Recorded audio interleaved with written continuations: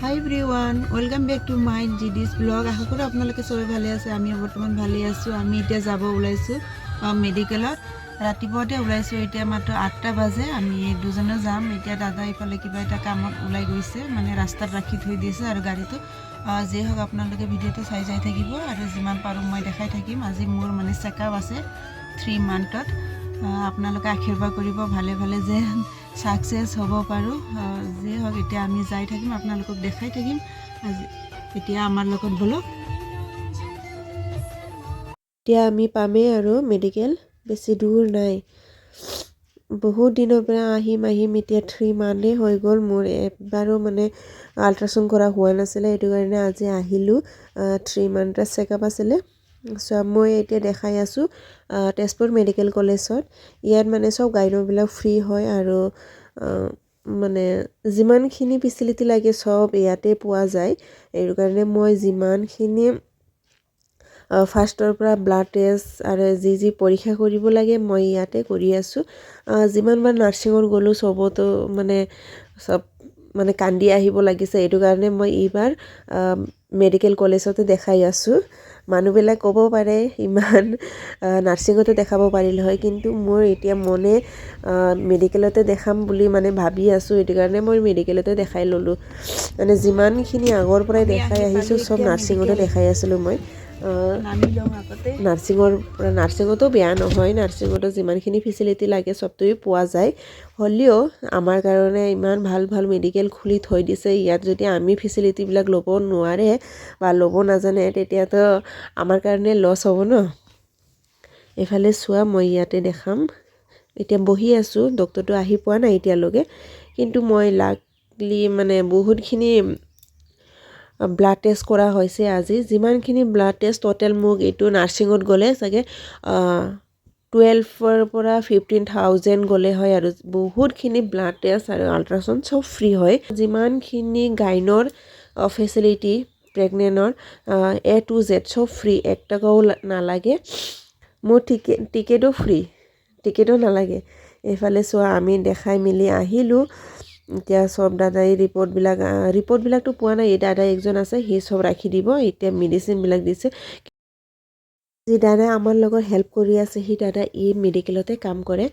এতিয়া আমি খাই মেলি দাদাকো খুৱাই কিনে যাওঁ আৰু আমাৰ কাৰণে কিমান কষ্ট কৰি দিছে। যিমানখিনি ব্লাড টেষ্ট যিমান আল্ট্ৰাচাউণ্ড চব দাদাই আগতে কিবা কৰি ৰাখি দিছিলে। পিছত আহি আমি মাত্ৰ দেখালোঁ।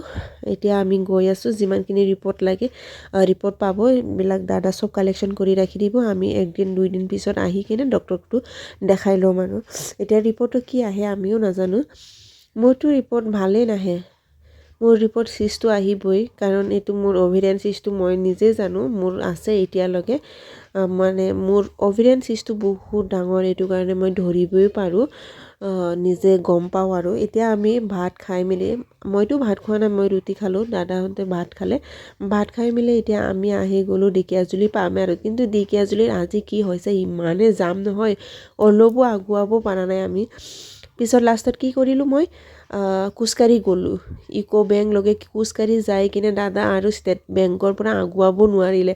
পিছত মই খোজকাঢ়ি যাই কিনে আহিলোঁ, হ'লেও যাম আৰু শেষ হোৱা নাই। চোৱা, আমি ৰিটাৰ্ণ হ'লোঁ। এতিয়া দাদা আৰু যাব নোৱাৰিলে, মাজৰ পৰা আমি ঘূৰি আহি গ'লোঁ। মই যাই কিনে চাই আহিলোঁ। পিছত মোৰ অলপমান কাম আছিলে, মোৰ কামটো কৰি মই আহি গ'লোঁ। ইফালে চোৱা, ইমানেই জাম নহয়, এক চাইড কি হৈছে নাজানো।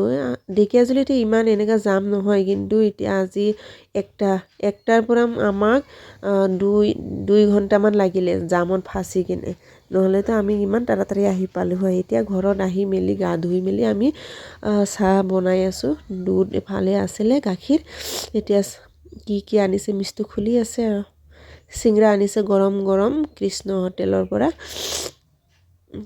বহুত টেষ্টি হয়, দামটো অলপমান বেছি। এটা চিংৰাৰ দাম হৈছে 15 ৰুপিজ। খাই কিনে বহুত টেষ্টি লাগে। এইফালে মোৰ চাহ হৈ গ'ল। এতিয়া দাদা যাব দোকানত তাড়াতাড়ি। এইফালে মই মাৰ কাৰণে ভাত বনাই দিছোঁ, ভাত আৰু দাইল। মানে মা এনেকুৱাহে মানে গেলা ভাত খায় আৰু মা এনেকুৱা ডাইৰেক্ট আমি যেনেকুৱা ভাত খাই এনেকুৱা খাব নোৱাৰে। সেইটো কাৰণে মাৰ কাৰণে নৰম ভাত বনাই দিব লাগে।